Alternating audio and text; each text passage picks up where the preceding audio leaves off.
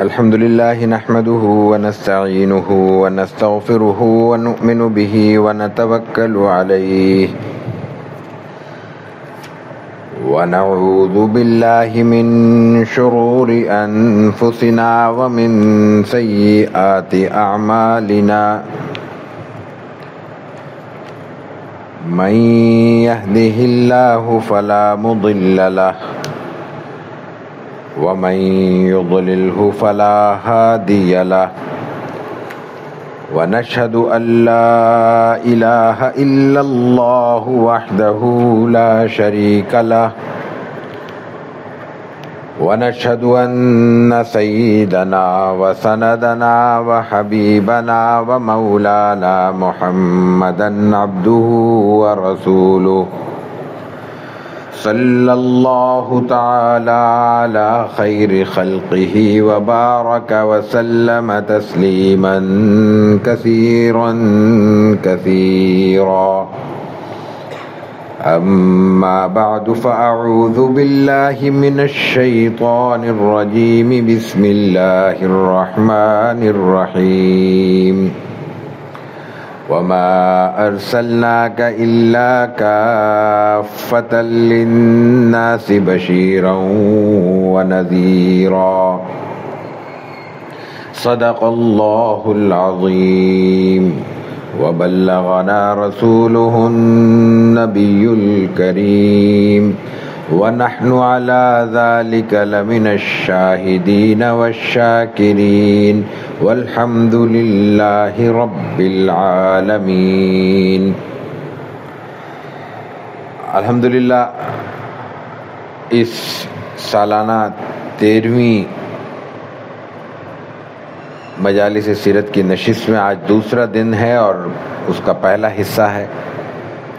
جیسا کہ کل ہم نے اعلان کیا تھا کہ آج اور آئندہ آنے والے کل انشاءاللہ ہماری نشست کے 3 حصے ہوں گے، عصر سے مغرب، مغرب سے عشاء اور عشاء کے بعد انشاءاللہ مزید 1-1.5 گھنٹہ، سوا گھنٹہ، تاکہ کچھ موضوعات کو ہم زیادہ اطمینان سے اور اہتمام سے دہرا سکیں. کل کی گفتگو میں سیرت مبارکہ کے ایک بہت اہم حصے کو اجمال کے ساتھ پیش کرنے کی سعادت حاصل ہوئی تھی، جو جناب رسول اللہ صلی اللہ علیہ وسلم کا تقریباً 35 برس کا دورانیہ ہے. آپ علیہ الصلوۃ والتسلیم کی عمر مبارک 30 برس سے زائد ہے، 40 سے کم ہے. جب آپ کے مزاج میں یا آپ کے معمولات میں ایک بڑی تبدیلی واقع ہوتی ہے اور آپ علیہ الصلوۃ والتسلیم اپنی دیگر مصروفیات کو حد درجے کم کر کے یکسوئی اختیار کرتے ہیں اور غار حرا میں آپ کے تنہا قیام کا دورانیہ بڑھ جاتا ہے. سیرت کی اصطلاح میں اسے تحنث قرار دیا گیا ہے. تحنث کہتے ہیں دنیا کی تمام ضرورتوں کو کم سے کم پر رکھ کر، انتہائی درجے میں منیمائز کر کے، تمام دنیاوی مصروفیتوں خصوصاً انسانی تعلقات کو کچھ وقت کے لیے بالکل ختم کر کے، یا وہی عرض کروں کہ کم سے کم پہ رکھ کے، منیمائز کر کے کچھ مدت کے لیے عبادت میں مصروف ہو جانا. لیکن یہاں سب سے اہم سوال ہے جو تشنا ہے، اس کا کوئی جواب ہمارے پاس نہیں ہے، کیونکہ کبھی بیان نہیں ہوا، کہیں بیان نہیں ہوا، کہیں اشارہ نہیں ملتا کہ آپ علیہ الصلوۃ والتسلیم کے اس دورانیہ تحنث میں طریقہ عبادت کیا تھا. آپ علیہ الصلوۃ والتسلیم کا جو معمول روایات سیرت میں بیان ہوا ہے وہ صرف اس قدر ہے کہ آپ صلی اللہ علیہ وسلم اپنی ضرورت کا انتہائی مختصر سا سامان لے کر، یعنی بہت سادہ سا کھانا، اور ویسے بھی خوراک سادہ تھی، اور پانی، غار حرا تشریف لے جاتے تھے. اور غار حرا جانے کا مقصد بھی تحنثی تھا، یکسوئی تھا کہ وہ اتنی بلندی پر ہے اور اتنے دشوار گزار راستے سے گزر کر وہاں جانا ممکن ہوتا ہے کہ جہاں عام آدمی کا گزر ممکن نہیں ہے. تو کوئی وہاں ایسی صورت نہیں ہوگی کہ لوگوں کا یہاں آنا جانا ہو، رخ بن جائے اور پھر وہ یکسوئی متاثر ہو. اس لیے اس غار کا اہتمام کیا گیا تھا، انتظام کیا، مطلب اس کو اختیار کیا گیا تھا. تو آپ علیہ الصلوۃ والتسلیم عبادت کرتے تھے، کیا کرتے تھے یہ علم نہیں ہے، لیکن اس میں عبادت کا سب سے بڑا حصہ یکسوئی ہے. یہ خود ایک عبادت ہے. دنیا جہان کی سوچوں اور بالکل غیر متعلق سوچوں، لایعنی سوچوں سے اگر انسان کچھ وقت کے لیے علیحدہ ہو کر کچھ یکسوئی کے لمحات گزار لے، از خود انسان ذہنی طور پہ تر و تازہ ہو جاتا ہے. از خود انسان ایک نئی زندگی کا احساس اپنے اندر پیدا کرنے لگتا ہے. اور اس آج کی زندگی میں اگر اس کا تجربہ کرنا ہو تو کسی ایسی جگہ چلے جائیں جہاں سگنل نہ آ رہے ہوں، موبائل ہر اعتبار سے بند ہو جائے، نہ وہاں پہ موبائل کے کالنگ سگنلز موجود ہوں اور نہ نیٹ چل رہا ہو. اور یہ کوئی چند لمحے کی بات نہیں، چند گھنٹوں کی بات نہیں، کچھ روز، کچھ گھنٹے، دن گزار لیے جائیں تو انسان کے ذہنوں پہ تفکرات کے چڑھے ہوئے بادل ایسے چھٹ جائیں گے کچھ عرصے کے لیے، ایسا کہے گا میں تازہ ہو گیا ہوں، یکسو ہو گیا ہوں. انسان کی کارکردگی میں سب سے اہم چیز، اگر ہم اس کو تناسب کے اعتبار سے تقسیم کریں، دو ہی ہیں. ایک انسان کی ذہن کسی بھی چیز کو فوکس کرنا، یکسوئی، ارتکاز فکر، اور اس ارتکاز فکر کے مطابق پھر انسان کی سرگرم ہونے کی صلاحیت. اگر انسان بہت مرتکز الفکر ہے، ایک چیز پر جم گیا ہے، ڈٹ گیا ہے، لیکن کرنا نہیں کچھ چاہتا، بیکار ہے فکر کی یکسوئی. اور اگر وہ ہمہ وقت ایسا مزاج لے کر آئے کہ ہمہ وقت وہ جناب گردش میں رہتا ہے لیکن ایک نقطے پہ اٹکتا ہی نہیں ہے، کبھی دائیں اور کبھی بائیں، تو وہ ایک ہی دائرے میں کہیں نہ کہیں گھومتا رہے گا، وہ کسی منزل تک نہیں پہنچ سکتا. تو منزل کی یکسوئی فکر کی یکسوئی سے وابستہ ہوتی ہے، اور فکر کی یکسوئی کے بعد منزل تک پہنچنے کے لیے سرگرمی ضروری ہوتی ہے. تو سب سے اہم چیز انسان کی فکری یکسوئی ہے. یہ وہ بنیادی چیز ہے جو ہمیں تحنث سے حاصل ہوتی ہے. تو رسول اکرم صلی اللہ علیہ وسلم نے کچھ وقت تحنث کا گزارا ہے، اور یہ میں عرض کر رہا ہوں کہ 30 سال کے بعد کا کچھ وقت ہے، کسی وقت ہے. ہو سکتا ہے 32 سال کی عمر میں آپ نے یہ سلسلہ شروع کیا ہو سکتا ہے 35 سال کی عمر میں شروع کیا ہو، لیکن یہ کئی برس رہا ہے، روایات میں یہی آتا ہے. اور اس کا طریقہ کار یہی تھا کہ آپ علیہ الصلوۃ والتسلیم گھر تشریف لاتے تھے بہت خاموشی کے ساتھ، یعنی بہت ضروری بات کرنی ہوتی تھی وہ بات بھی کرتے تھے.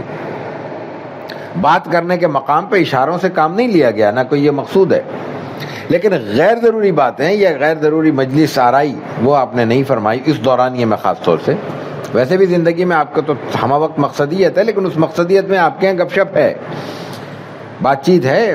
موقع ہوا تو کل کی نشست میں کچھ عرض کریں گے آخر میں انشاءاللہ. لیکن یہاں پہ کوئی ایسی چیز نہیں ہے، صرف خاموشی ہے، یکسوئی ہے، اور انتہائی خاموشی کے ساتھ اب تشریف لاتے ہیں. تشریف لا کے گھر سے اپنے سامان کھانے پینے کا، اور وہ کھانے پینے کا سامان کا لفظ جب ہم استعمال کرتے ہیں تو ہمارے ذہن میں کوئی وہ پکنک کی بڑی بڑی ٹوکریاں آ جاتی ہیں. وہ سامان کیا ہے؟ یہ ستو ہے، یہ کھجور ہے اور پانی ہے. یہ آپ گھر سے لے جاتے ہیں، جب ختم ہو جاتا ہے، اور وہ کھاتے بھی آپ بہت احتیاط سے ہیں، اہتمام سے، تھوڑا تھوڑا بہت ضرورت کے وقت، اور پھر واپس تشریف لاتے ہیں، پھر آپ لیتے ہیں، پھر چلے جاتے ہیں. تو کئی ماہ آپ کا گھر آنا نہیں ہوتا. تو اس سے یہ علم ہوا کہ اس دوران آپ نے تجارت بھی نہیں کی ہوگی، لیکن تجارت کے بھی دو شکلیں ہیں. ایک عملی طور پہ جیسے آپ کیا کرتے تھے، لیکن اس وقت آپ بہرحال اتنی مدت تجارت میں مصروف رہنے کے بعد اتنے متمول تو ہو چکے ہوں گے کہ آپ کے مال تجارت دوسرے لوگ لے جا سکیں تاکہ آپ کا سلسلہ گھر کا اور ضرورتوں کا جاری رہے. تو خیال ہے، قیاس ہے کہ اس دوران آپ کی تجارت اس طرح جاری رہی ہوگی. پھر آپ علیہ الصلوۃ والتسلیم واپس تشریف لے جاتے تھے، پھر آ جاتے تھے، پھر واپس تشریف لے جاتے تھے اور عبادت کیا کرتے تھے. آج مروج اسلامی طریقہ عبادت میں اس کی اگر کہیں تشبیہ تلاش کی جا سکتی ہے تو وہ اعتکاف کی صورت میں ہے۔ اعتکاف بھی اسی نوعیت کی ایک عبادت ہے جس میں لوگوں سے یکسو ہوا جاتا تھا۔ اب تو مسجد ایسی تلاش کی جاتی ہے جس میں اے سی ہو اور وائی فائی فری ہو، تو ظاہر ہے کہ وہ یکسوئی کہاں رہے گی پھر۔ تو تلاش پہلے ایسی جگہیں ہوتی تھی، عام طور پہ مساجد میں انسان 10 دن گزارتا تھا تو ایک یکسوئی کی کیفیت بہرحال پیدا ہو جاتی تھی، اور اس میں جو فقہائے کرام نے گنجائش دی ہے وہ یہی ساری چیزیں واضح ہوتی ہیں۔ مثلاً اگر کسی شخص کے گھر سے کھانے کا اہتمام نہیں ہے، ممکن نہیں ہے، گھر میں کوئی فرد نہیں ہے، اکیلے میاں بیوی پڑے ہوئے تو بیوی بیچاری کہاں اس کو سحری اور افطاری کا سامان لا کے دے گی، تو وہ اعتکاف ٹوٹنا شمار نہیں ہوگا۔ وہ گھر سے آئے اور اپنا سامان لے کھانے پینے کا اور لے جائے واپس، پھر واپس لانا ضروری ہو تو دوبارہ بھی آ سکتا ہے۔ حتیٰ کہ فقہائے کرام نے وضاحت کے ساتھ یہ شق بھی بیان کی ہے کہ اگر کوئی شخص اپنے حوائج ضروریہ کے سبب دشواری محسوس کرتا ہے، اس کو عادت نہیں ہے کسی اور جگہ باتھ روم میں جانے کی، تو وہ گھر آ سکتا ہے اس مقصد کے لیے، یہ گنجائش موجود ہے۔ تو یہی معمول آپ علیہ الصلوۃ والتسلیم کا تھا کہ کھانے پینے کی ضرورت کے تحت آپ تشریف لاتے تھے۔ تو یوں سمجھ لیجیے ایک ذرا بڑے دورانیے کا اعتکاف تھا، رسول اکرم صلی اللہ علیہ وسلم نے کیا۔ اس اعتکاف کی بہت سی وجوہات پہ بات کی جا سکتی ہے، یہ خود ایک بہت طویل موضوع ہے، اور جب اس کو ہم صوفیاء کرام کی مختلف اصطلاحات کی روشنی میں دیکھتے ہیں تو ایک نئی دنیا، ایک جہان معنی ہمارے سامنے آتا ہے، لیکن اس کو ہم ابھی سر دست نظر انداز کرتے ہیں۔ تو رسول اکرم صلی اللہ علیہ وسلم نے یہ کچھ وقت گزارا ہے۔ اس کے بعد آپ علیہ الصلوۃ والتسلیم کی نبوت کا سلسلہ شروع ہو گیا۔ در حقیقت یہ نبوت کی تیاری ہو رہی ہے۔ نبوت میں جس درجے کی لطافت درکار ہے، فرشتوں کے ساتھ میل جول میں، وحی کے ساتھ انسانی مزاج اور انسانی طبیعت کو مانوس کرنے میں، تو اس کے لیے در حقیقت تیاری کرائی جا رہی تھی، اور دنیا سے اس کو آپ علیہ الصلوۃ والتسلیم کو یکسو کر کے اس ماحول کا عادی بنایا جا رہا تھا۔ تو آپ علیہ الصلوۃ والتسلیم نے یہ کچھ وقت گزارا ہے، اور اس کے بعد پھر وحی کے اشارے شروع ہو گئے ہیں، اور وحی کا آغاز خوابوں سے ہوا ہے۔ کل کی گفتگو میں ہم یہ عرض کر چکے ہیں کہ انبیاء کرام کا خواب وحی ہوتا ہے۔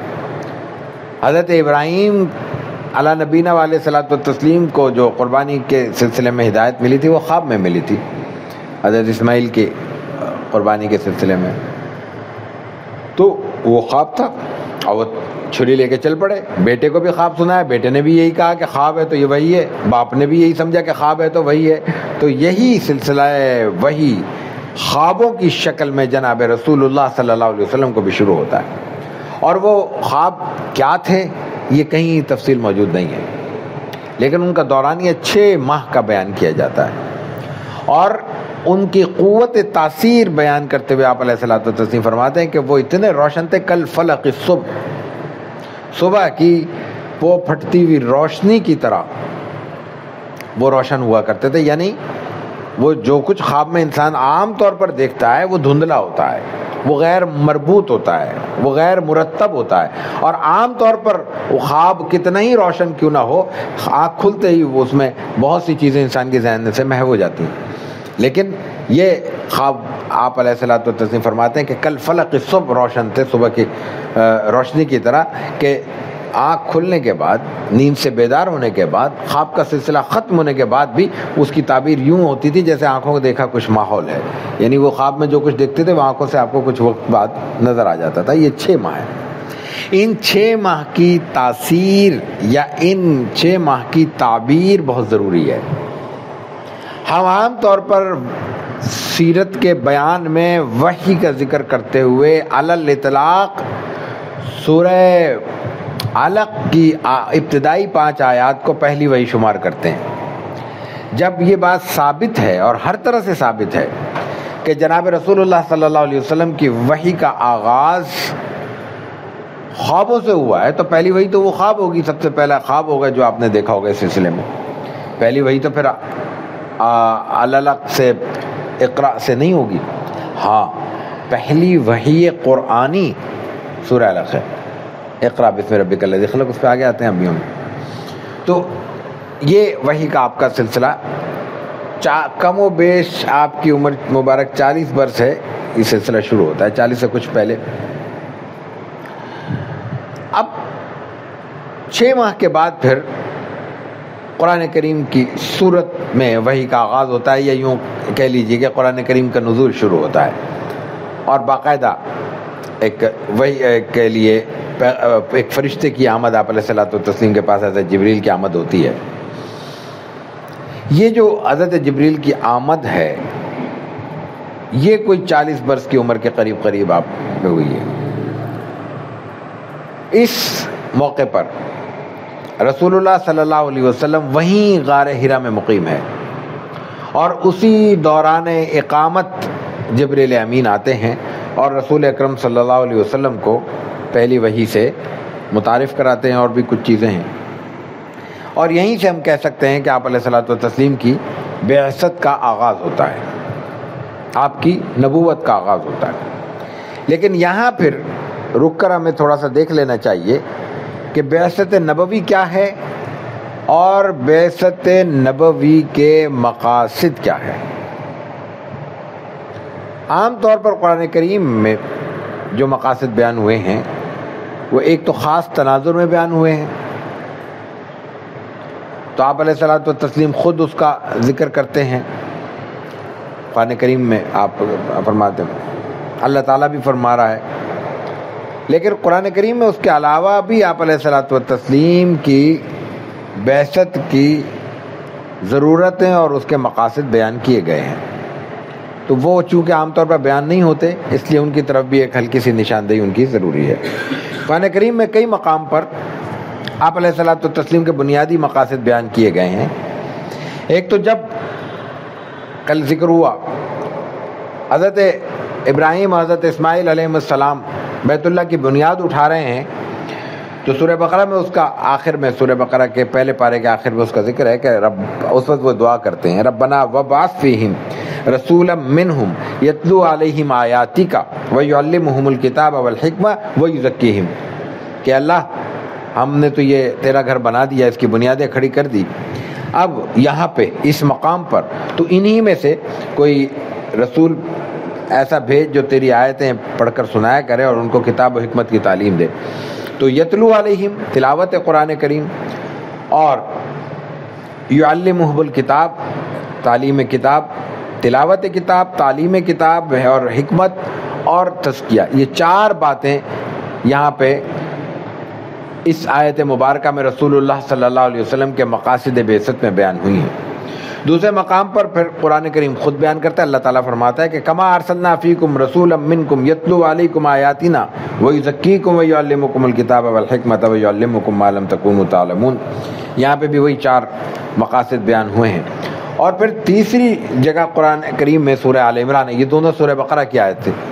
آل عمران میں ایک نیا اسلوب ہے یہی بات بیان کرنے کے لیے، لقد من اللہ علی المؤمنین اذ بعث فیہم رسولا، اللہ تعالیٰ نے مومنین پہ احسان فرمایا ہے۔ من کہتے ہیں اللہ کا، اللہ کی شان کے مطابق، اللہ کی طرف سے اس کی شان کے مطابق کیا جانے والا انعام، یہ احسان۔ تو لقد من اللہ علی المؤمنین اللہ تعالیٰ نے صرف اسی مقام پہ بیان کیا ہے کہ رسول اکرم صلی اللہ علیہ وسلم کی بعثت اتنا بڑا اللہ کی طرف سے انعام ہے پوری انسانیت پر، اس لیے کہ آپ پوری انسانیت کے لیے مبعوث ہوئے ہیں، رحمت للعالمین ہیں۔ میں نے ابھی ابتدا میں جو آیت تلاوت کی، وَمَا أَرْسَلْنَاكَ إِلَّا كَافَّةً لِلنَّاسِ، کافۃ للناس کا مفہوم یہ ہے کہ جب سے آپ کی بعثت ہوئی ہے اس سے قیامت تک آنے والا ہر فرد بشر آپ کی رحمت للعالمین کے زیر سایہ ہے۔ تو آپ علیہ الصلوۃ والتسلیم کے اس مقام کو بیان کرنے کے لیے قرآن کریم یہاں سورہ آل عمران میں اسلوب اختیار کرتا ہے کہ لقد من اللہ علی المؤمنین، اللہ نے بڑا احسان فرمایا ہے مومنین پر کہ جب انہی میں سے ایک رسول بھیجا ہے، اور آگے فرمایا وہی بیان ہوتا ہے یتلو علیہم آیاتی، پہلی بات تلاوت آیات قرآن، ویزکیہم تزکیہ، ویعلمہم الکتاب، ویعلمہم الکتاب ایک چیز ہو گئی، ویعلمہم الحکمہ، ویعلمہم الکتاب والحکمہ، حکمت چوتھی چیز۔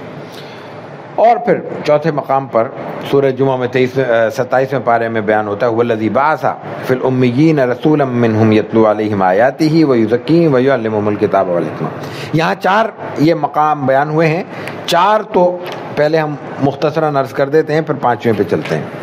پہلی چیز ہے یہاں پہ تلاوت، اور یہ خاص طور پر توجہ کی چیز ہے۔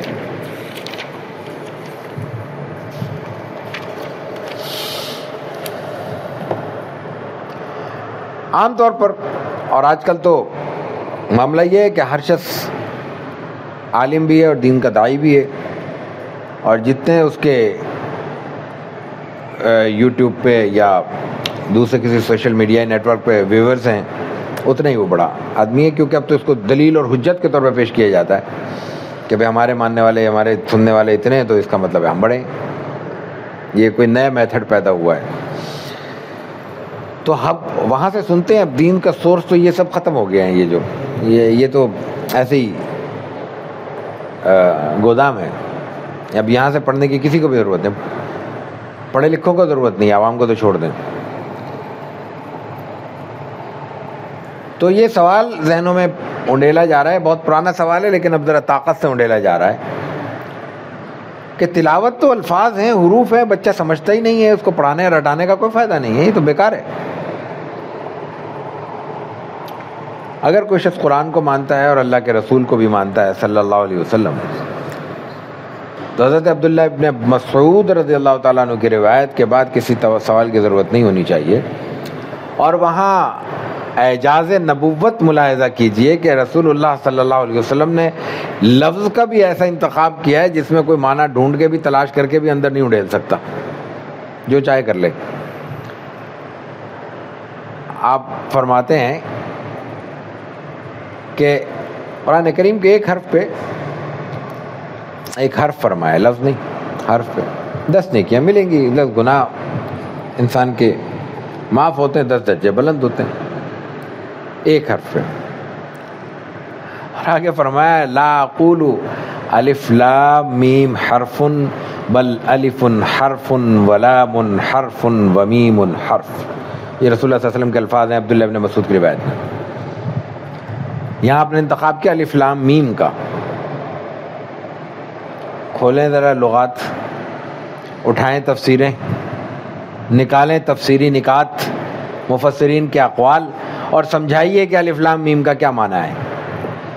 اگر معنی کے ساتھ ہی یہ ثواب منحصر ہے, منسلک ہے, تو الف لام میم کا معنی تو بتایا جائے.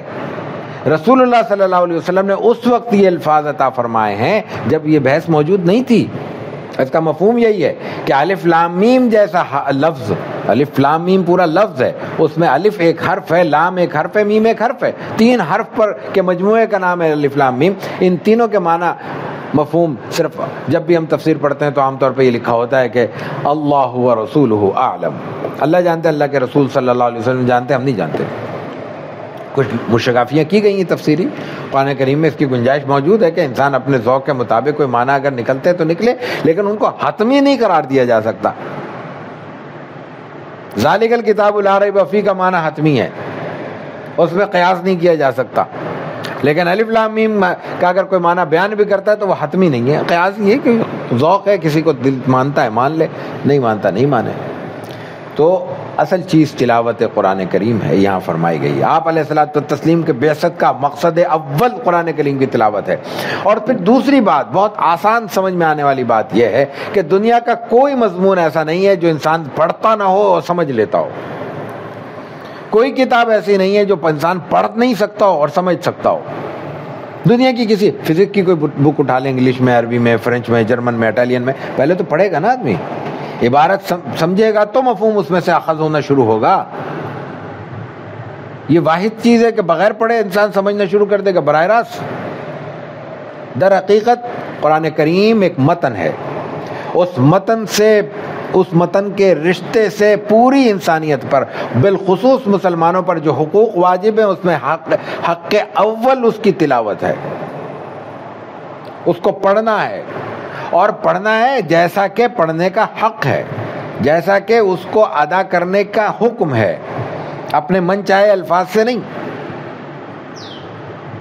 جس لفظ کو جس قدر مقام حاصل ہے, جس قدر اس کو لیے آواز کو بلند کرنا ہے, اس کے لیے جس قدر لہجے کو, الفاظ کو کھینچنا ہے یا پست کرنا ہے یا دبانا ہے, اسی قدر اس لفظ کو ادا کیا جائے. یہ تلاوت ہے, یہ فرض کے درجے میں, اس درجے میں فرض ہے کہ اگر یہ تلاوت ہم صحیح نہیں کر رہے, اور یقین مانیے 99% مواقع پہ ہم صحیح نہیں کر رہے, تو ہماری نمازیں خطرے میں ہیں. نماز کی ادائیگی جیسے جسم کی پاکی پر منحصر ہے، اس جگہ کی پاکی پر منحصر ہے جہاں پہ ہم نماز کے لیے سجدہ ریز ہو رہے ہیں، اور نیت کی صفائی پر منحصر ہے، ہمیں معلوم ہونا چاہیے کہ اللہ کے حضور سجدہ ریز ہو رہے ہیں، اسی طرح قرآن کریم کی درست ادائیگی پر منحصر ہے۔ یہ تلاوت ہے، یہ سب سے پہلا فریضہ ہے نبوت کا، جس کو اس طرح اتنا سستا کر دیا گیا ہے اور اس سے اتنا نظر انداز کرنے کی کوشش کی جاتی ہے۔ دوسرا مرحلہ، جب تلاوت کر لی گئی تو اس پر انحصار یا اس پر اکتفا یہ درست نہیں ہے، چونکہ ہم کاروباری مزاج رکھتے ہیں، مزاجن ہم کاروباری لوگ ہیں، تو ہمیں صرف میٹر درکار ہے اور وہ ہمیں بتایا گیا ہے، وہ ہماری غلطی ہے۔ ہم نے صرف یہ بتایا کہ ایک گھر پہ 10 نیکیاں ملیں گی، کسی نے نہیں بتایا سمجھنے پہ بھی کوئی نیکی ہے یا نہیں ہے۔ تو ہمیں جب پڑھنے پر نیکیاں مل رہی ہیں تو ہمارا دماغ خراب ہے کہ ہم اس میں جو ہے نا جھک مارے قرآن کو پڑھنے کی، سمجھنے کی کوشش کر رہے ہیں، جس کے لیے جان جاتی ہے، عربی بھی تھوڑی بہت سمجھنی ہوگی، غور بھی کرنا پڑے گا، وقت بھی نکالنا پڑے گا۔ تلاوت تو بہت آسان ہے، قرآن پڑھا نہیں پڑھا، قل اللہ احد 3 دفعہ پڑھ لیا، پورے قرآن کا ثواب مل جائے گا۔ یہ سب ترغیب کی چیزیں تھیں، یہ صرف اس لیے کہی گئی تھی تاکہ انسان قرآن کے قریب ہو، اس لیے نہیں کہی گئی تھی کہ قرآن سے دور ہو۔ قل اللہ احد کا ثواب یہ نہیں ہے کہ اس کو پڑھ لو تو باقی 30 پاروں کی اہمیت ختم ہو گئی، پھر نازل کیوں کیا قرآن اللہ نے؟ تو قرآن کریم کا اپنا مقام ہے، جس میں پہلا مقصد بعثت کا اس کی تلاوت ہے، دوسرا پھر آپ علیہ الصلوۃ والتسلیم کے لیے ترتیب میں آگے پیچھے قرآن کریم نے 2 جگہ الگ الگ بیان کیا ہے، تو بہرحال تعلیم الکتاب ہے اور پھر تعلیم الحکمت ہے۔ عام طور پر مفسرین نے تعلیم الکتاب سے مراد قرآن کریم کی تعلیم لی اور حکمت سے رسول اللہ صلی اللہ علیہ وسلم کی سنت کے لیے، ٹھیک ہے، وہ ایک تفصیلی بحث ہے، اس میں ہم زیادہ نہیں جا سکتے۔ تو تعلیم کتاب کیا ہے؟ تلاوت کے بعد جو کچھ تلاوت کیا گیا ہے اس کو پڑھنا اور سمجھنا، پھر اس کے مرحلے آتے ہیں، اس میں پھر تدبر کا مرحلہ آتا ہے، پھر غور و فکر کا مرحلہ آتا ہے، اس کو پھر آگے کچھ اور چیزیں درکار ہوتی ہیں، اور عمل کا مرحلہ ہے، وہ اہم قرآن کریم کے حقوق میں بنیادی حق ہے، پہلے جاننا، پہلے اس کو ماننا، پھر جاننا، پھر پڑھنا، اس کے بعد اس پر عمل کرنا اور غور و فکر کرنا۔ تعلیم حکمت بھی میں نے عرض کر دیا کہ اس قرآن کریم کو سمجھانے کے لیے اور قرآن کریم کے پورے نظام کو، مزاج کو انسانی مزاج میں ڈھالنے کے لیے، یا انسانی مزاج کو قرآنی مزاج میں ڈھالنے کے لیے رسول اللہ صلی اللہ علیہ وسلم نے جو تعبیر فرمائی، جو تشریح فرمائی، جو عمل فرمایا، جو اسوہ حسنہ عطا فرمایا، وہ تعلیم حکمت ہے۔ ان 4 بنیادی مقاصد، 3 مقاصد ہوئے، چوتھا مقصد پھر اس کے بعد وہ یزکیہم، انسانی مزاج کا تزکیہ۔ تزکیہ کیا ہے؟ یہ بھی بہت بڑی دکانداری کا لفظ ہے۔ انسان اللہ تعالیٰ کی طرف سے مزاجن بہت ساری متضاد صفات لے کر پیدا ہوا ہے، اور وہ انسان کے اندر، انسان کے مزاج یا انسان کے ساخت کے اندر موجود ہیں، بلٹ ہیں، اس کے بغیر وہ الگ نہیں ہو سکتا۔ اس کے اندر جذبات ہیں، اس کے اندر پسند ناپسند ہے، اس کے اندر جوش ہے، اور اس کے اندر اسی وقت کاہلی بھی موجود ہے، سستی بھی موجود ہے، وغیرہ وغیرہ، اور بہت ساری صفات ہیں۔ ان تمام صفات کا تعلق انسان کی انسانیت سے اور بشر کی بشریت سے، ان کو علیحدہ نہیں کیا جا سکتا۔ تزکیہ یہ ہے کہ ان کو کسی ضابطے کا پابند بنا دیا جائے اور حدود میں رکھا جائے، بس یہ تزکیہ ہے۔ ہمارے گھر کے باہر دروازے کے کونے پر ایک بیل لگی ہوئی ہے، وہ دروازہ جو لوہے کا ہے اس کو چڑھی ہوئی ہے۔ کبھی کبھی وہ موسم جب پھٹاؤ کا ہوتا ہے، وہ اس قدر بڑھ جاتی ہے کہ خاتون جا رہی ہیں تو اس کے برقعے اور دوپٹے سے وہ الجھتی ہے، مرد جا رہے ہیں تو ان کے پگڑی اور عمامے اور ٹوپی سے الجھتی ہے، کپڑوں سے الجھتی ہے، اور کپڑے پھٹنے کا بھی خطرہ ہوتا ہے، ٹوپی کے گرنے کا بھی خطرہ ہوتا ہے، بے حجاب ہونے کا بھی خطرہ ہوتا ہے۔ اس کو اس طرح تاش خراش دیا جائے کہ وہ دیکھنے میں بھی اچھا، اور پھر اس سے بڑھ کر یہ کہ اس سے ماحول بھی بہت زیادہ، ہریالی تو ہے لیکن اس میں خوبی نہیں ہے، خوشنمائی نہیں رہی، کوئی شاخ کہیں جا رہی ہے، کوئی شاخ کہیں جا رہی ہے، اس کو تراش خراش دیا جائے، اور اس طرح تراش خراش دیا جائے کہ اس کی خوبی بھی متاثر نہ ہو اور اس کی مضرت بھی اس سے ختم ہو جائے۔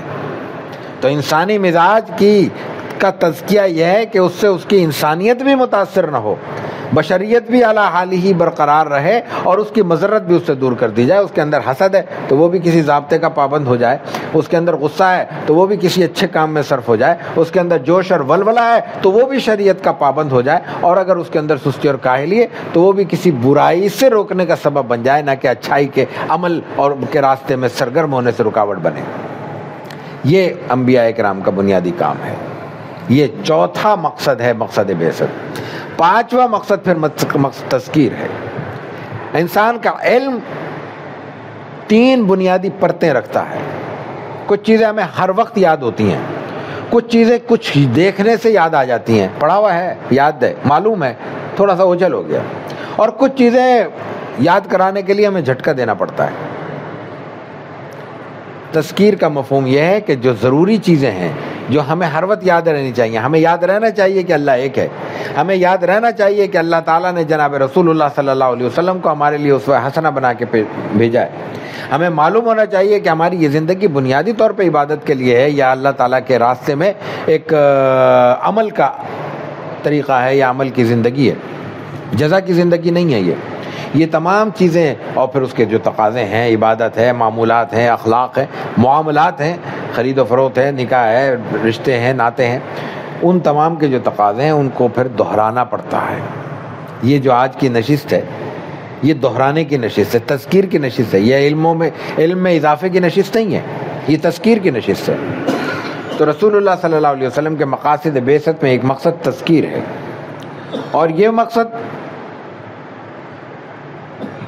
قرآن کریم نے کئی جگہوں پہ بیان کیا ہے، اور اس مقصد پر رسول اللہ صلی اللہ علیہ وسلم نے بھی اپنے احادیث میں توجہ دلائی ہے، اور قرآن کریم تو اس کے بارے میں واضح طور پر کہتا ہے وَذَكِّرْ فَإِنَّ الذِّكْرَىٰ تَنفَعُ الْمُؤْمِنِينَ، آپ نصیحت کرتے رہیے، کیوں؟ یہ نصیحت لوگوں کے لیے فائدہ مند ہوگی۔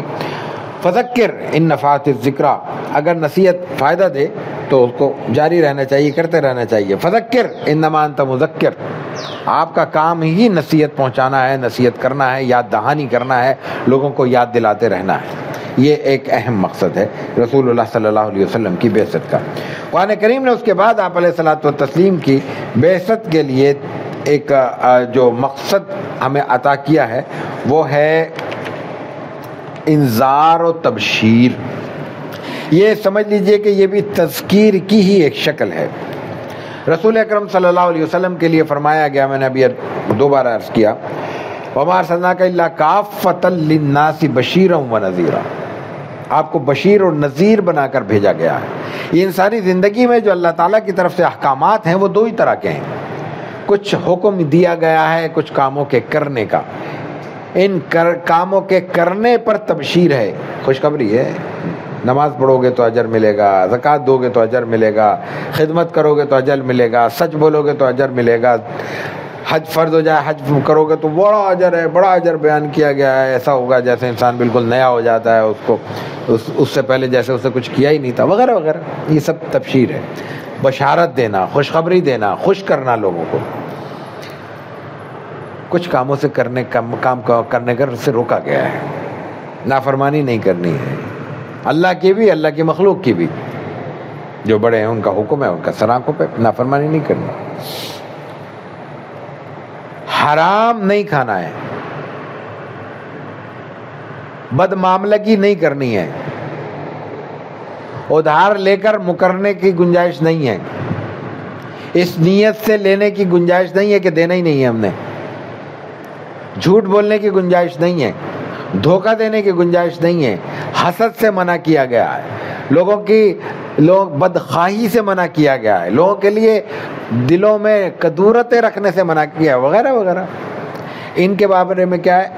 انذار ہے کہ اگر یہ منع نہیں ہوگے تو اللہ کے یہاں گرفت ہے، ہر چیز پہ گرفت ہے، نافرمانی پہ گرفت ہے، جھوٹ پہ گرفت ہے، دھوکہ دہی پہ گرفت ہے، کدورتیں رکھنے پر گرفت ہے۔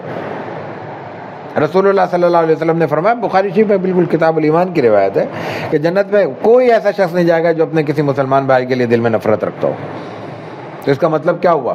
جس غریب کی نفرت ہم نے دل میں پالی ہوئی ہے وہ ہم سے پہلے موجود ہوگا، ہمیں روک دیا جائے گا۔ ایمان ہے، رسول اللہ صلی اللہ علیہ وسلم کا قول مبارک ہے کیسے اس کو کوئی مومن کیسے جرأت کر سکتا ہے؟ یہ انذار و تبشیر ہے۔ 7واں آپ کا مقصد ہے بعثت، تبیین کتاب ہے۔ قرآن کریم نے خود بیان کیا ہے کہ ہمارے بہت سے الفاظ تو بہت واضح ہیں۔ قرآن کریم تبیانا لکل شیء، ہر ایک چیز کو واضح کر رہا ہے۔ جب واضح کر رہا ہے تو پھر کسی اور کو بیان کرنے کی ضرورت نہیں ہے۔ لیکن پھر قرآن کریم نے کچھ اور بھی بیان کیا ہے۔ انہوں نے کہا کہ کچھ آیات جو ہے نا وہ محکمات ہیں، لیکن کچھ ایسی ہیں جن کو کھولنا پڑے گا۔ وہ اللہ تعالیٰ نے بس کچھ لوگوں کو اس کا علم دیا، انبیاء کو ظاہر ہے کہ رسول اللہ صلی اللہ علیہ وسلم کو تو اس کا علم ہے۔ وہ کیا ہیں، وہ کیا مفہوم رکھتے ہیں، وہ مفہوم اللہ کے رسول صلی اللہ علیہ وسلم بیان کریں گے۔ وہ لغات بھی بیان نہیں کریں گی، ان کے لیے ڈکشنری کافی نہیں ہے۔ اور یہی وہ بنیادی چیز ہے جو رسول اللہ صلی اللہ علیہ وسلم کی حدیث اور سنت کی اہمیت بیان کرتی ہے۔ صحابہ کرام کا ماحول ہے یہ، ہمارے اور آپ کی بات نہیں ہے، 1450 برس کی بات نہیں ہے۔ ان کو اندازہ نہیں ہوا کہ قرآن کریم جب یہ کہتا ہے کہ صبح روزے کے شروع اور آغاز کا وقت کیا ہے اور اختتام کا وقت کیا ہے، قرآن کریم نے ایک خاص تعبیر اختیار کر لی۔ جب تک رسول اللہ صلی اللہ علیہ وسلم نے بیان نہیں کیا کہ اس سے مراد یہ ہے، اس وقت تک لوگوں کو علم نہیں ہوا۔ یہ آپ علیہ الصلوۃ والتسلیم نے بیان کیا۔ ایسے کتنے مواقع ہیں، کتنی آیات ہیں نازل ہوئی، صحابہ کرام ڈر گئے کہ ہمارے لیے کہا گیا، ان کا نہیں، آپ کے لیے نہیں کہا گیا، یہ تو خاص تناظر میں بیان ہوا ہے۔ آپ علیہ الصلوۃ والتسلیم کے ادب کے جب قرینے بیان کیے جا رہے تھے، صحابہ کرام کی آوازیں پست ہو گئی، وہ بات نہیں کہہ پا رہے تھے، کیونکہ یہ مفہوم نہیں ہے، بات کہو سمجھاؤ۔ لیکن ایک وہ آواز کی بلندی جو رسول اللہ صلی اللہ علیہ وسلم کے لیے کوفت کا یا زحمت کا یا ایذا کا باعث ہو، وہ غلط ہے۔ تو یہ تبیان کتاب ہے، یہ رسول اللہ صلی اللہ علیہ وسلم کے مقاصد میں شامل ہے۔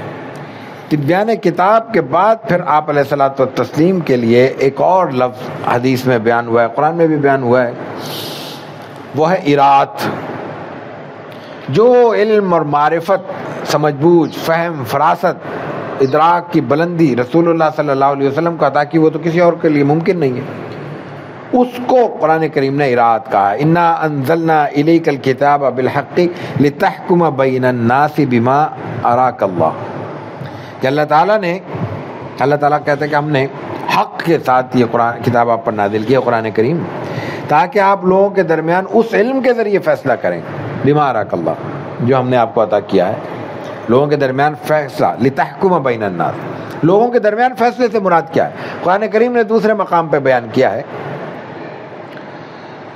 کہ اگر فَإِن تَنَازَعْتُمْ فِي شَيْءٍ فَرُدُّوهُ إِلَى اللَّهِ وَالرَّسُولِ، اور آگے فرمایا إِن كُنتُمْ تُؤْمِنُونَ بِاللَّهِ وَالْيَوْمِ الْآخِرِ، اگر تمہارا ایمان آخرت پر ہے، مرنے کے بعد تمہیں اللہ کے حضور حاضر ہونے کا اور اپنے حساب کتاب دینے کا یقین ہے، تو تمہارے لیے لازم ہے کہ جب کسی معاملے میں تمہارا اختلاف ہو جائے تو آپس میں ایک دوسرے سے الجھنے کی بجائے فردوہ الی اللہ والرسول، اللہ اور رسول کی طرف معاملہ لوٹا دو۔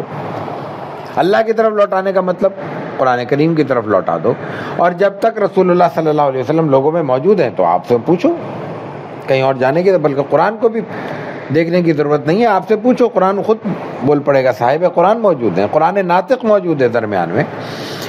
لیکن آج ہم کس بات کے مکلف ہیں کہ رسول اللہ صلی اللہ علیہ وسلم کی سنت اور آپ کی سیرت، آپ کی تعلیمات سے استفادہ کریں۔ اختلاف پیدا ہوتا ہے، ہوگا، قیامت تک ہوتا رہے گا۔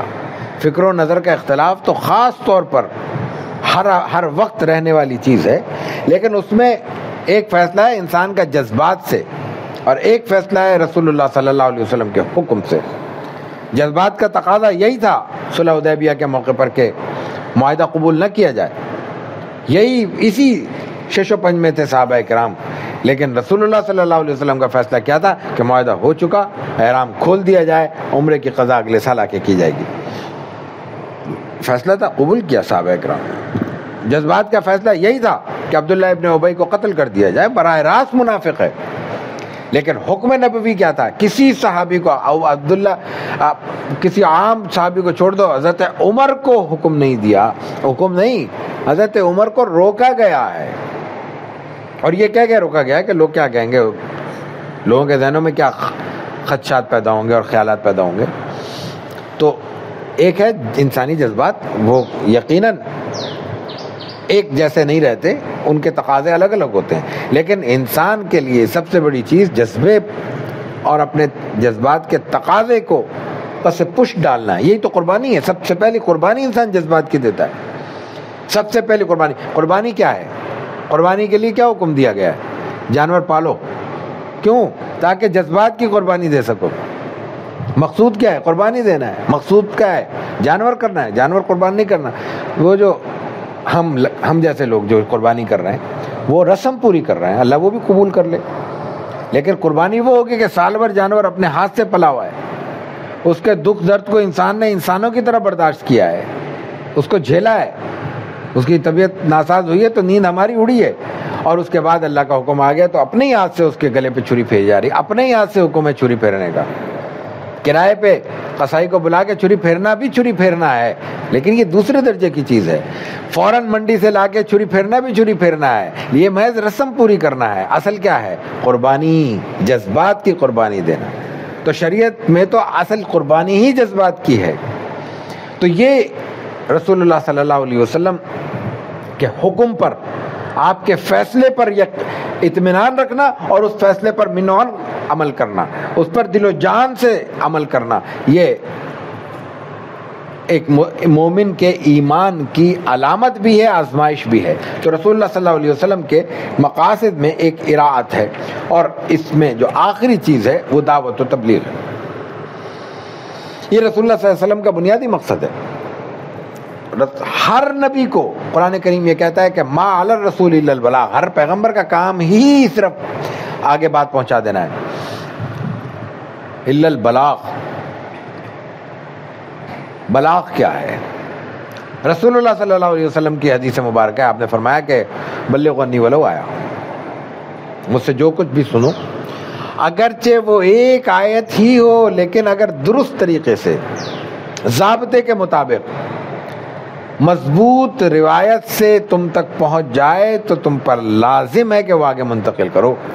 اس کا یہ مفہوم کبھی بھی نہیں لیا جا سکتا کہ ایک شخص 114 پارے قرآن، 114 سورتیں اور 30 پارے قرآن کریم کے، یا رسول اللہ صلی اللہ علیہ وسلم کی ہزاروں احادیث اپنے سینے میں اتار کر کوئی ایک آیت کا ٹکڑا، کوئی ایک حدیث کا حصہ لوگوں تک پہنچا کے پھر قیامت تک کے لیے جا کے مطمئن ہو جائے کہ میں نے تو حکم پہ عمل کر دیا. آپ نے یہی تو فرمایا تھا کہ بلغوا عنی ولو آیا، ایک آیت تو میں نے پہنچا دی. مفہوم نہیں ہے، یہ ہو ہی نہیں سکتا. مفہوم یہ ہے کہ اگر تمہارے پاس ایک آیت بھی معلوم صحیح ہو، وہ اس کا استناد یوٹیوبی نہ ہو، مستحکم دینی بنیادوں پر وابستہ ہو، انسان واقف ہو کہ واقعتاً یہ ہے. کتاب کو دیکھ کر جو علم حاصل ہوتا ہے، 2000 سال آگے چلے جائیں وہ علم کبھی بھی ڈیجیٹل فارمیٹ سے حاصل نہیں ہوگا. حتیٰ کہ یہ تجربے کی چیز ہے، آنکھوں دیکھی چیز ہے کہ اگر ہم کسی مشینی ذریعے سے کسی PDF کتاب کا مطالعہ کرتے ہیں اور اسی کتاب کو جب فزیکل ہاتھ میں اٹھا کے دیکھتے ہیں تو بعض اوقات کچھ ایسی غلطیوں کا احساس ہونے لگتا ہے جو اندازہ نہیں ہوتا. کتاب اٹھائے بغیر علم نہیں ہوتا. اس میں ہوتا یہ کہ وہ ایک خاص جگہ پہ، ایک لائن پہ، ایک سطر پہ فوکس ہوتا ہے، پہلی بات. دوسری بات اس سے بھی اہم ہے، وہ دیکھا جاتا ہے PDF وغیرہ میں یا اس طرح سرچنگ وغیرہ کر کے شاملہ واملہ پہ، وہ صرف ایک خاص حوالے کو دیکھا جاتا ہے. دین حوالے کا نام نہیں ہے، وہ تو اس کے لیے مراجعات کے لفظ استعمال ہوتا ہے. وہ علم نہیں ہے، وہ مطالعہ نہیں ہے. مطالعہ تو پوری تسلسل سے ایک پڑھنے کا نام ہے. اس تسلسل کی جو برکت ہوتی ہے اس میں بہت کچھ انسان سیکھتا ہے اور بہت کچھ حاصل ہوتا ہے. خیر، تو یہ تبلیغ بنیادی نبوت کی بنیادی ذمہ داریوں میں سے. یہ تمام ذمہ داریاں ختم نبوت کے وسیلے سے امت کے لیے لازم ہوئی ہیں. امت مسلمہ کی جو بنیادی ذمہ داریاں بھی ہیں اور جو بنیادی اختصاص بھی، امتیاز بھی ہے ماقبل کی امم سے، پہلی گزرنے والی امتوں کے مقابلے میں، وہ ایک یہ ہے کہ آپ علیہ الصلوۃ والتسلیم کی ختم نبوت کی برکت اور نسبت سے اب یہ تمام ذمہ داری امت کی ہیں۔ یہ تلاوت کلام اب اس امت کے قرہ حضرات کی ذمہ داری ہے، تعلیم کتاب و حکمت اس امت کے علماء کی ذمہ داری ہے، تزکیے کی روایت کو قائم رکھنا اس امت کے مستند اور سنت مطہرہ کے متبعین کی ذمہ داری ہے۔ اور پھر اس کے بعد دعوت و تبلیغ کی جو مختلف تقاضے ہیں، اس کے دو بڑے بنیادی پہلو ہیں۔ ایک پہلو ہے امت اجابت تک اللہ کا پیغام پہنچانا، اور ایک پہلو ہے امت دعوت تک اللہ کے نبی صلی اللہ علیہ وسلم کا اور آپ کے دین متین کا پیغام پہنچانا۔ امت اجابت کیا ہے؟ وہ تمام، چاہے جس وجہ سے بھی اللہ نے ان کا انتخاب کیا، ظاہر ہے اس کی رحمت ہی تھی، انہیں رسول اللہ صلی اللہ علیہ وسلم کے دامن رحمت سے کسی نہ کسی ہمارے درجے میں صحیح، نسبت کے درجے میں صحیح، نام کے درجے میں صحیح وابستہ کر دیا، مسلمان کہلاتے ہیں۔ ہماری جو ایک دوسرے کی کوتاہیاں ہیں، ہمارے جو عمل کی اور علم کی اور نتیجے کی اور عقیدے کی کوتاہیاں ہیں، اس کو یاد دلاتے رہنا، یہ دعوت ہے۔ اور ایک دعوت ہے جو ابھی تک اس دائرے میں نہیں آ سکے، ان تک اللہ کا پیغام پہنچانا۔ ان تک جو اللہ کا پیغام پہنچانے کی دعوت ہے وہ بھی دو درجے رکھتی ہے، ایک ہے زبان سے، یہ بھی ضروری ہے، ناگزیر ہے، لازم ہے، اور امت اس کو کسی حد تک ادا بھی کر رہی ہے، اور ایک ہے عمل سے، یعنی خاص طور سے غیر مسلم معاشروں میں یا مسلم معاشروں میں غیر مسلموں کے ساتھ رہنے والوں کا رویہ اور کردار اس بلندی پر ہو کہ وہ خود پوچھیں کہ تمہارا دین کیا ہے، وہ کیا نعمت تمہیں حاصل ہے جس نے تمہیں ہم سے ممتاز کر دیا ہے۔ ہم تو تمہیں برا کہتے ہیں، تم ہمارے لیے خیر خواہی کے جذبات رکھتے ہو، ہم تو تمہارے لیے راستہ تنگ کرتے ہیں، تم ہمارے لیے زندگی آسان کرنے کی بات کرتے ہو، ہم تو تمہارے لیے بدخواہی کے جذبے رکھتے ہیں اور تم ہمارے راستے سے کانٹے چنتے رہتے ہو۔ یہ ایک پہلو ہے۔ تو مقاصد بعثت یہاں ہم نے مناسب سمجھا کہ کچھ بیان کر دیے جائیں۔ یہ بنیادی مقاصد بعثت رسول اللہ صلی اللہ علیہ وسلم کی نسبت سے جو قرآن کریم میں بیان ہوئے ہیں وہ یہ 9 مقاصد کہلاتے ہیں۔ آپ علیہ الصلوۃ والتسلیم غار حرا میں ہیں اور جبریل امین آتے ہیں اور آپ کو اچانک وہاں پہ نظر آتے ہیں اور آپ کو کہتے ہیں اقرا، آپ کہتے ہیں ما انا بقاری، اقرا کا معنی ہے پڑھو، ما انا بقاری مطلب میں پڑھا ہوا نہیں ہوں۔ یہ پڑھا ہوا نہ ہونا کیا ہے، یہ بھی بہت سا مغالطہ ہے ذہنوں میں، اور بعض لوگوں نے اس کو مقام نبوت کے منافی سمجھ کے تعویلیں بھی شروع کی۔ قرآن کریم کے بھی ہم نے ایک آیت جو آپ کے سامنے پیش، اس بعث من امیین رسولا من انفسہم، امیین کا لفظ آیا ہے۔ امی ایسے شخص کو کہتے ہیں جو خواندہ نہ ہو، اس کا ترجمہ جاہل نہیں ہے، خواندہ نہ ہو، اور ہر خواندہ عالم نہیں ہوتا، یہ بھی یاد رکھنے کی بات ہے۔ خواندگی الگ روایت ہے، الگ صفت ہے، اور پڑھنا یا عالم ہونا الگ صفت ہے۔ خواندہ ہونے کا مطلب ہے تحریر سے واقف۔ آج بھی، لیکن آج سے کچھ پہلے زیادہ تھا یہ۔ ہمارے خاندانوں میں کتنے بڑے بوڑھے اور کتنی بڑی بوڑھیاں ایسی تھیں جن کے تجربے اور حکمت کو سیکھنے کے لیے دور دور سے لوگ سفر کیا کرتے تھے، مشورے کرتے تھے، اور ان کے سامنے کوئی بڑے بڑے موٹے حروف میں بھی کوئی اخبار رکھ دیا جائے، کتاب رکھ دی جائے، وہ جانتے نہیں تھے۔ وہ خواندہ نہیں تھے، عالم تھے، اور ان کا علم تجرباتی اور اکتشافی تھا۔ تجربے سے انہوں نے سیکھا تھا، دیکھ کے سیکھا تھا، کر کے سیکھا تھا۔ موسمیات سے زیادہ موسم سے واقف تھے وہ لوگ، اور اگر کہہ دیتے کہ 2 گھنٹے کے بعد بارش ہونی ہے تو اللہ برسا دیتا تھا۔ بہت سی روایتیں۔ یہ علم نہیں ہے، یہ علم ہے نا، وہ علم ان کو حاصل تھا۔ کیسے تھا؟ تجربے سے حاصل تھا۔ باقی یہ علم ہے ہی تجرباتی۔ تو رسول اللہ صلی اللہ علیہ وسلم کی نسبت جب امیت کی طرف ہوتی ہے تو اس سے مراد ہے کہ یہ جو تحریری حروف ہیں، یہ جو لکھے ہوئے نقوش ہیں، ان کو پڑھنے کی، ان کو نہیں آپ پڑھتے، ان کو آپ نے کبھی نہیں پڑھا۔ کیوں نہیں پڑھا؟ اس لیے نہیں پڑھا کہ کوئی بعد میں تہمت دھرنے والا یہ تہمت نہ دھرے کہ یہ آپ نے حروف کہیں سے پرانی کتاب ہاتھ لگ گئی ہے اور اس سے انہوں نے نقل کر دیا. ہوتا ہے نا, کتنے ہی لوگوں کے راز ان کے مرنے کے بعد کھلے ہیں کہ وہ جناب شاعری کرتے تو پتہ نہیں کسی اور کا دیوان تھا, یا کسی نے فارسی سے اردو میں منتقل کر دیا, اردو سے کسی نے کسی اور میں کر دیا, اور جناب ہو گیا معاملہ. وقت گزر گیا, اس وقت وہ انہوں نے داد تحسین وصول کر لی, گزر گئے دنیا سے. یہ آئے دن اس قسم کے قصے آتے رہتے ہیں علم لکھنے پڑھنے کی دنیا میں, ایسے لطیفے صبح شام رونما ہوتے ہیں.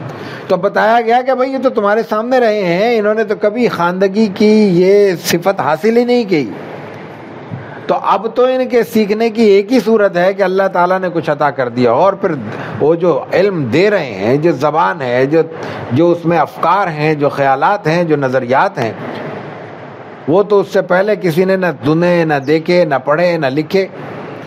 کوئی تو مناسبت ہوتی, 5-10% بھی مناسبت ہوتی تو کوئی بدگمانی کی شرح اور گنجائش ہوتی, یہاں تو کچھ بھی نہیں ہے.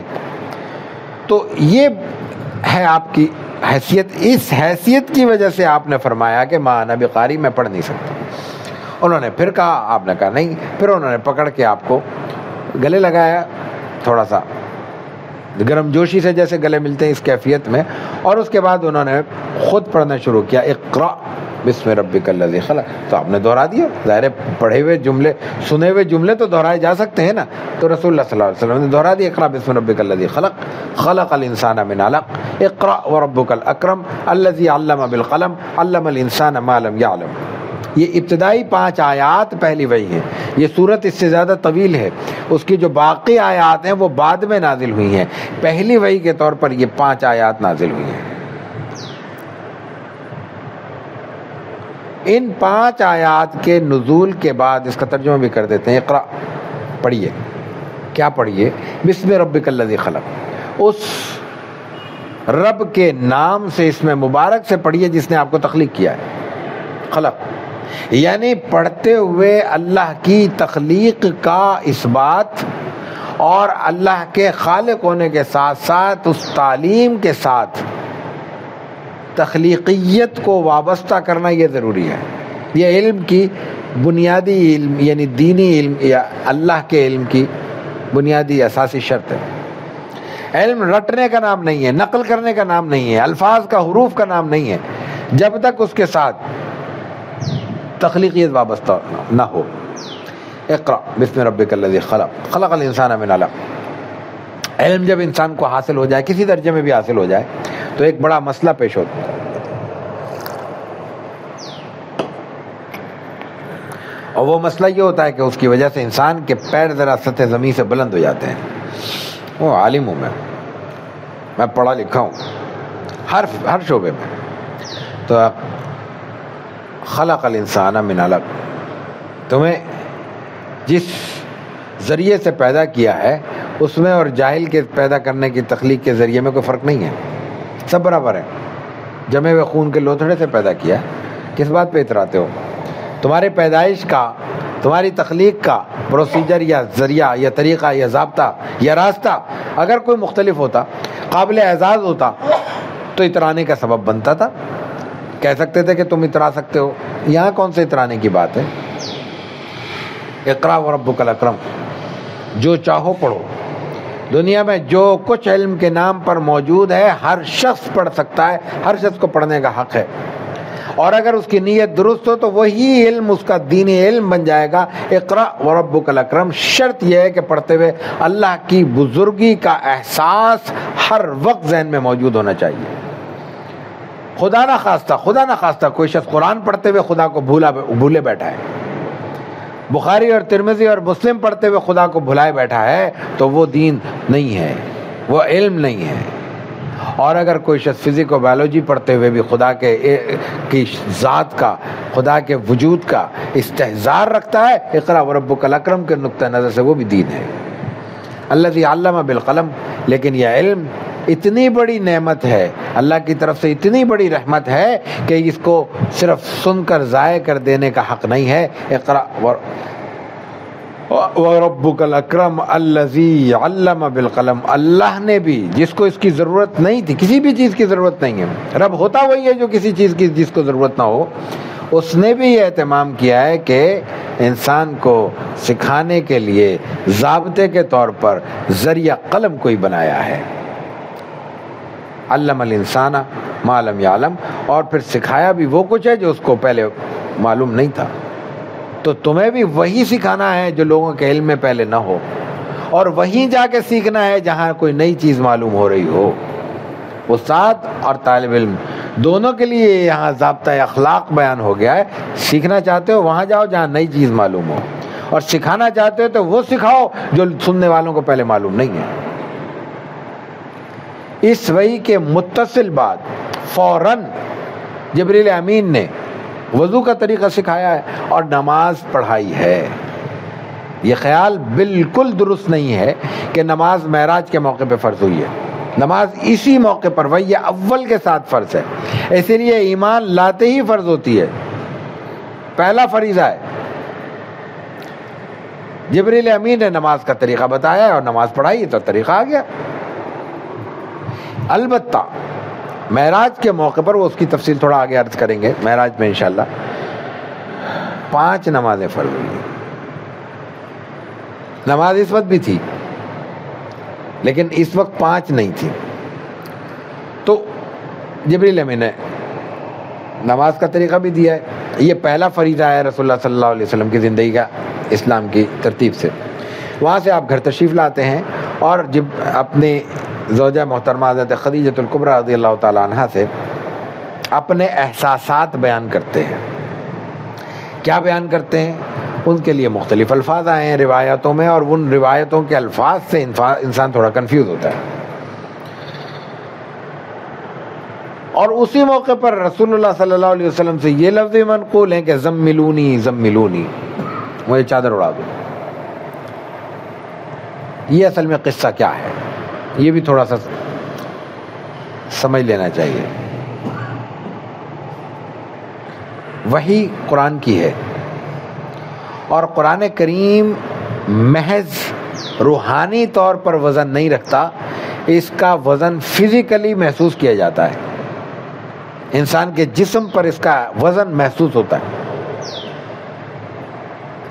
انسان کے جسم پر محسوس ہونے کا بیان قرآن کریم نے خود کیا ہے۔ لو انزلنا هذا القرآن على جبل لرأيته خاشعا متصدعا من خشیۃ اللہ۔ پہاڑ انسان کے ماحول میں قوت کی علامت ہے، طاقت کی علامت ہے۔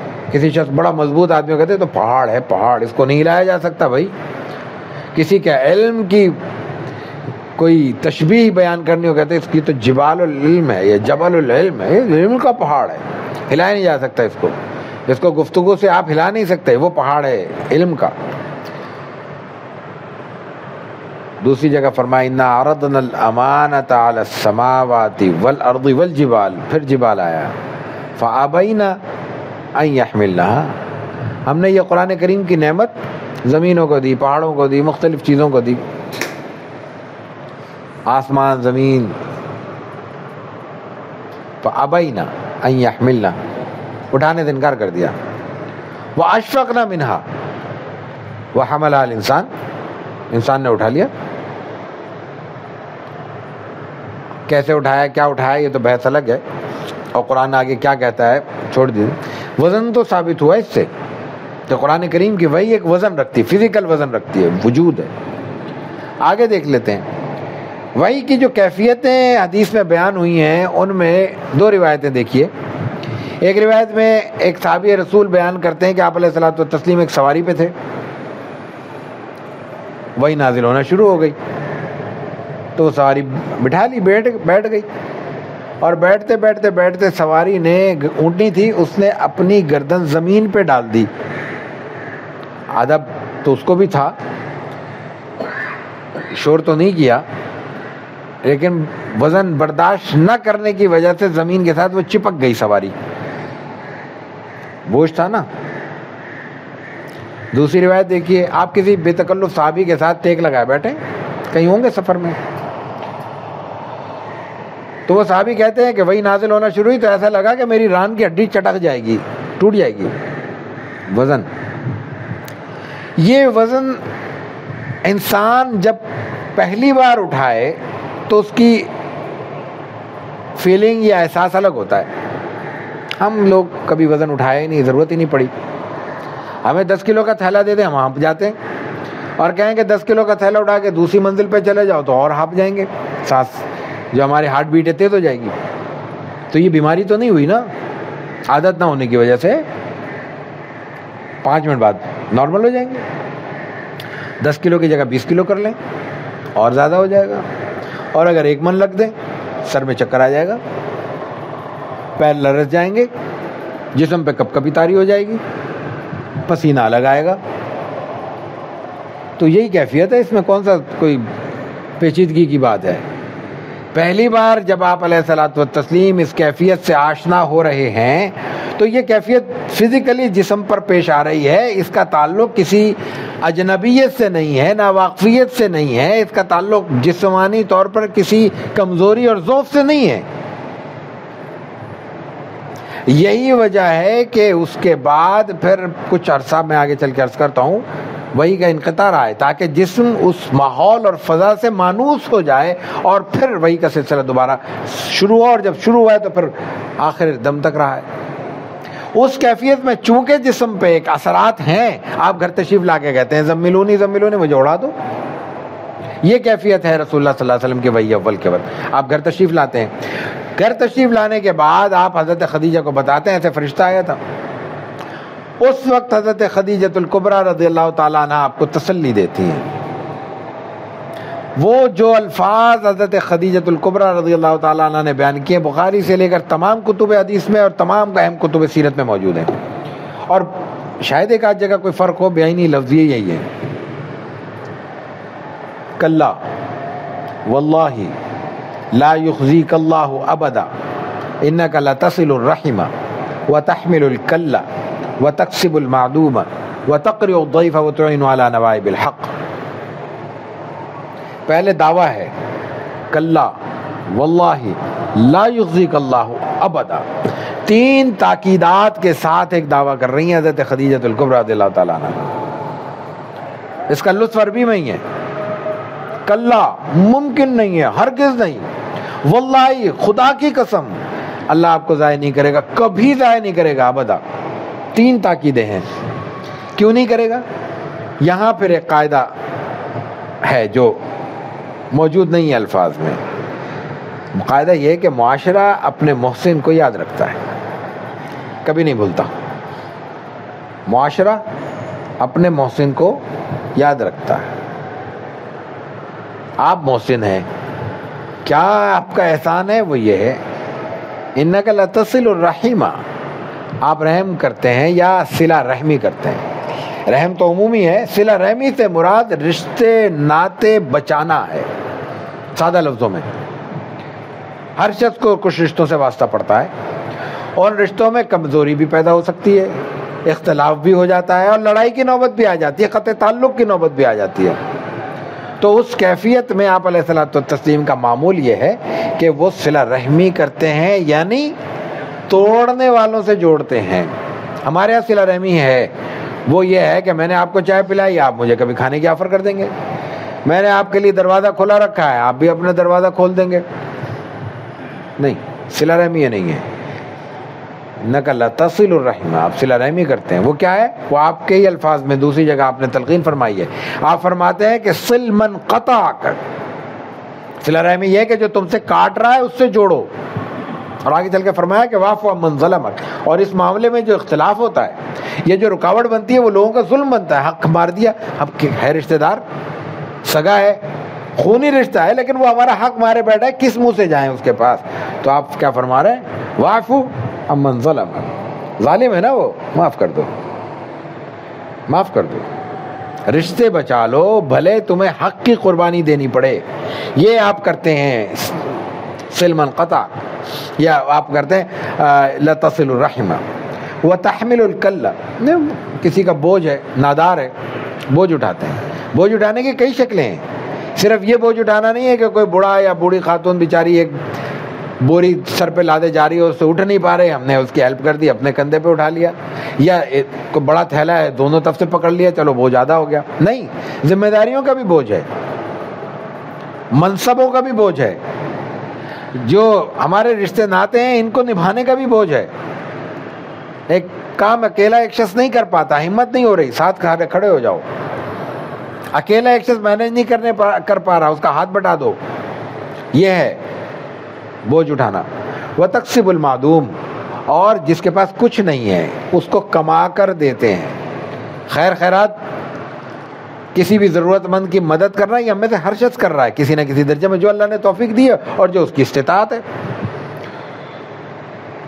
یہ مراد نہیں ہے، یہاں بالکل مراد نہیں ہے. یہاں لفظ استعمال ہوا ہے وَتَكْسِبُ الْمَعْدُومَ، یعنی ایک ایسا شخص ہماری نظر میں موجود ہے جس کے کمانے کا کوئی ذریعہ نہیں ہے، اس کے لیے اس کی نیت سے کما کر اس کو دیتے ہیں. ہم نے کسی کی مدد کی تو جیب میں کچھ پیسے پڑے ہوئے تھے، وہ ہم نے اس کے لیے نہیں کمائے تھے، اپنے لیے کمائے تھے. ہماری ضرورت میں سے کچھ بچ گئے تھے، یہ ہم نے بچت کر لی تھی کچھ تھوڑی سی. کوئی ضرورت مند سامنے آ گیا، 1500 روپے اس کے ہاتھ پہ رکھ دیے. یہ بھی نیکی ہے، اللہ کے یہاں اس کا بھی اجر ہے. لیکن اس اجر کا کیا مقابلہ جس میں کوئی شخص محض اس لیے کما رہا ہے کہ میں کسی کی ضرورت پوری کر سکوں. وَتَكْسِبُ الْمَعْدُومَ وَتَقْرِئُ الضَّيْفَ، مہمانوں کی مہمان نوازی کرتے ہیں. وَتُعِينُ عَلَى نَوَائِبِ الْحَقِّ، حق کے راستے میں، سچائی کے راستے میں لوگوں کی مدد کرتے ہیں اور ان کے ساتھ کھڑے ہوتے ہیں. حضرت خدیجہ الکبریٰ رضی اللہ تعالی عنہا اس قول مبارک میں یہ جو آپ کے الفاظ ہیں، یہ اس میں بیان کرنے والی، حضور صلی اللہ علیہ وسلم کے حوالے سے بیان کرنے والی پہلی خاتون ہے. اور اس نسبت سے ہم حضرت خدیجہ الکبریٰ رضی اللہ تعالی عنہا کو آپ علیہ الصلوۃ والتسلیم کی پہلی سوانح نگار کہہ سکتے ہیں. آپ کی پہلی سیرت نگار ہے. اس سے پہلے کسی نے یہ تفصیل آپ علیہ الصلوۃ والتسلیم کی سیرت کے اس سے پہلے کوئی جملہ نہیں ملتا. آپ کی پیشن گوئیاں ملتی ہیں، سیرت براہ راست کوئی نہیں ملتی. اور اس کے ساتھ ساتھ یہ جو 5 صفات بیان ہوئی ہیں، یہ آپ علیہ الصلوۃ والتسلیم کی جو 40 برس کی زندگی ہے، جس میں سے 15 برس حضرت خدیجہ کے ساتھ براہ راست گزرے ہیں اور اس سے پہلے بھی وہ ان سے واقف ہیں، اس کے یوں سمجھ لیجئے بڑے حصے کے عین شاہد کے طور پر وہ اس 40 سال کی زندگی کو کا خلاصہ بیان کر رہے ہیں، اس کو سمرائز کر کے چند جملوں میں بیان کر رہی ہیں. یہ اس قول مبارک کی اہمیت ہے. اذان ہو چکی ہے، ہم نماز کا وقفہ کرتے ہیں اور نماز کے فوری بعد انشاءاللہ اس نشست کو دوبارہ شروع کرتے ہیں.